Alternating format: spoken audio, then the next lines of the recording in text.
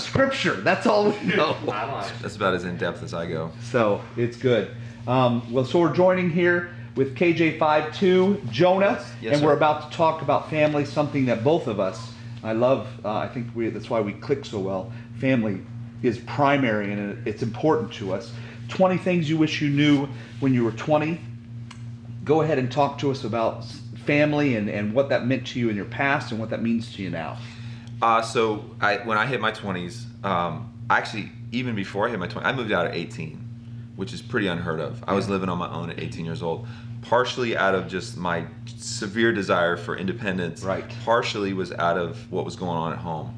We had a big falling out with myself and my stepfather, and I had to go. Yeah.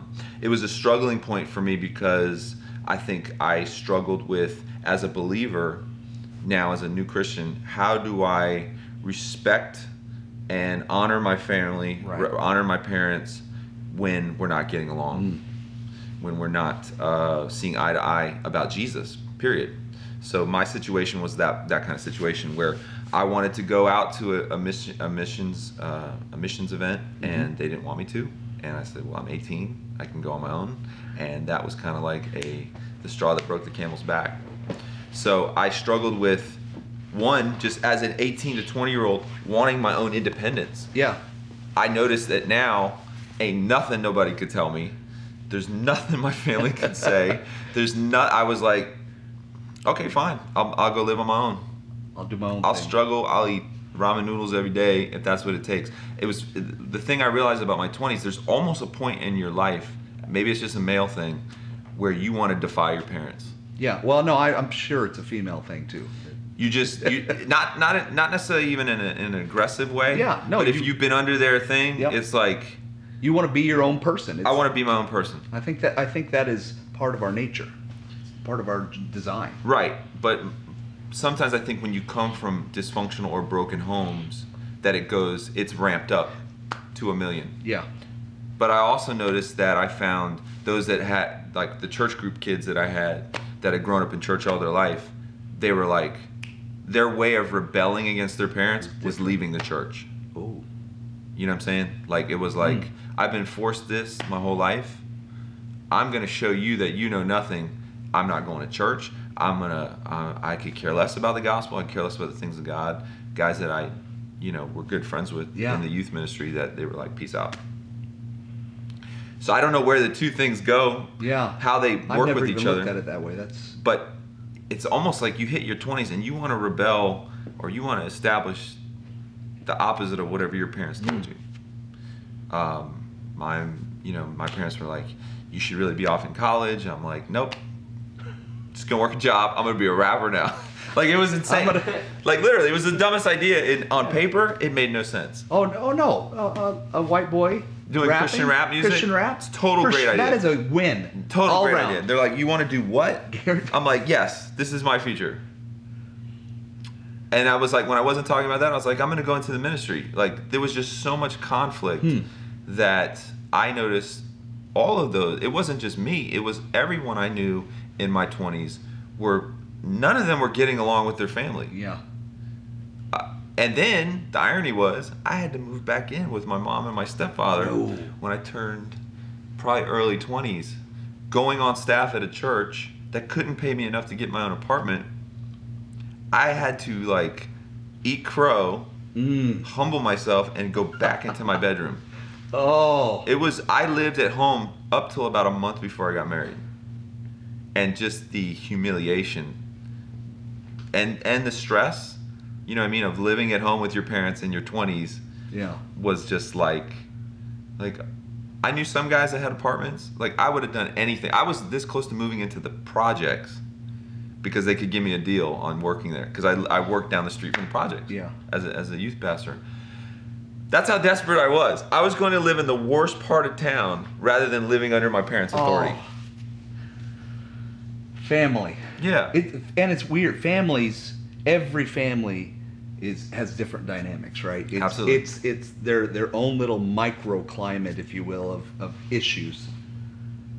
So as a father now, and a family man. What If I had to go back and tell myself something at that time, I would have once said, it's ironic because I wrote a song about this, but I would have said, hold on. I would have told myself that it's not as humiliating as you think to live with your family, that there is some smarts to that, and that on the same token, that God was there every step of the way, even through the hardest parts of my younger 20s, as it came to dealt. Like, I thought I would never rectify situations with my stepfather. I thought I'd never find a common ground with my mom about my future. I thought, well, my dad really wasn't even in my life. As soon as I moved, he moved on to go pursue his college. He was like, once I moved 2.5 hours away. Yeah. So I had very little interaction with my dad. You know what I mean? So like, it was one of the hardest, most loneliest times of my life. But you made it. Yeah, that too shall pass. And now things are great. You know what I mean? Yeah. Hey, Cody, come on over here. This is my son Cody. We're talking about being 20. He's about to be 21. 20 still. He's living in my house. Right. He's the youth pastor here. Right. What's it like living at home at 21? A lot like you said, you just naturally you just kind of want to separate yourself from your family because you're there. I have 2 little brothers, and they're still a little bit younger, and they like to not always have the most fun, healthy conversations they can get into, like brothers do. They fight, we fight. So there's that, and then there's if you're gonna live here, you have to do some chores around the house. It's like, but if I lived on my own, like I would take care of this. I don't have to take out your guys' garbage. I just have my own garbage, that kind of thing. And so you're just like so ready to get out of the house, be independent, live on your own, like you said, find out who you are. And like these are all the thoughts that you have, but then like kind of have to take a step back and think about it logically. It's like, well, if I go out and live on my own, I'm gonna have to pay all this money for electric, for water, for housing, like my own food. Like I still eat honeycombs that they buy me, which is great. I love the honeycombs. I don't want to buy them, but so it's like you have this on this one hand, like I want to do all these things, but then you take a step back and really think about like, yeah, I'm only 20, like that's not even that old. Like logically, I'm saving money, not paying all that water bill, all that.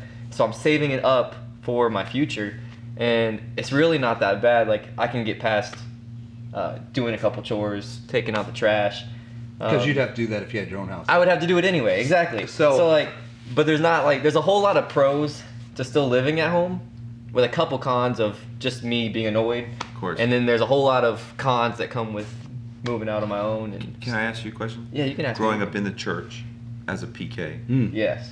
Do you feel, or have you ever felt the degree of wanting to be like, I need my own version of my relationship with God, not what I've been taught? Yeah.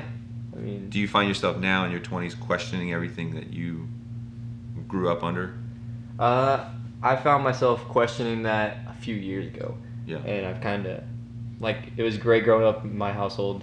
My parents were great. I actually just talked about this the other day to some people.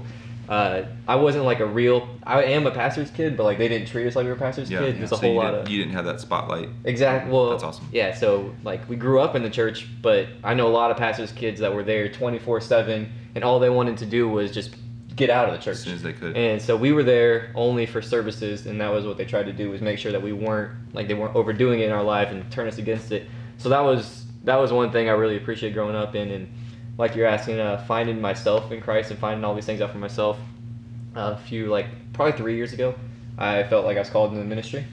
And so like I went to the Bible college and everything and found out for myself, and I really started to study, and I learned that for most part, like I agree with everything that I was raised to believe in, but there's just a couple things that I found that have changed, which actually come into Cape Christian.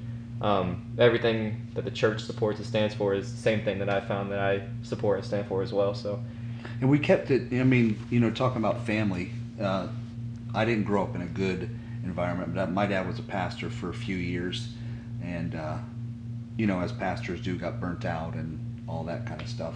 And so we tried to make it an environment that I had to rediscover what I really believed in. I grew up in a hyper Pentecostal movement to where you're at church 7 days a week, and and we decided, hey, let's major on the majors, loving God and loving people, and the other things if we're going to discuss about, we're going to let our kids.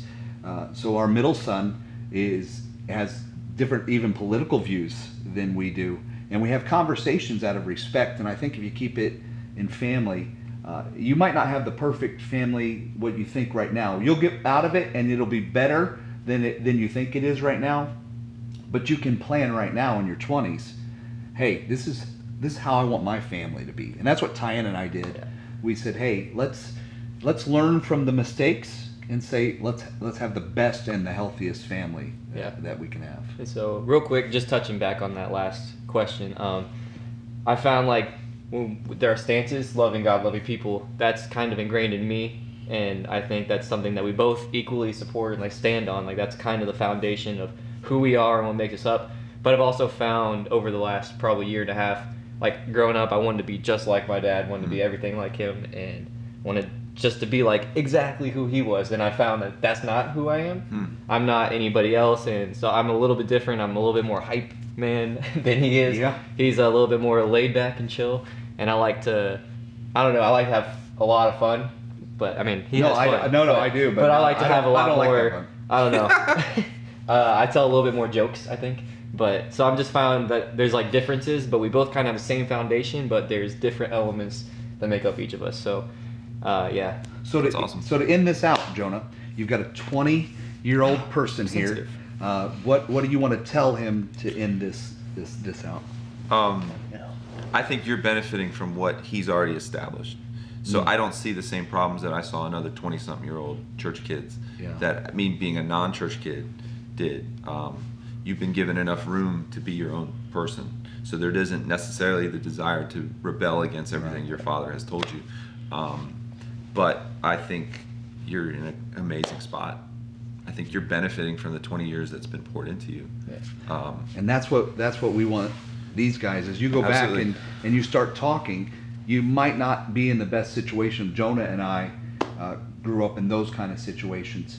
But you can start thinking about your future and how you want your family to be and how healthy you want it to be. That's why we talk, even as we're talking about these things, who you marry is the most important decision after Jesus you're ever going to make. So be careful out there, all right? Family first. See you guys. Family matters. Family Everywhere you look. All right, go to your groups, discuss this, be nice, be kind. Wow, that has so much potential.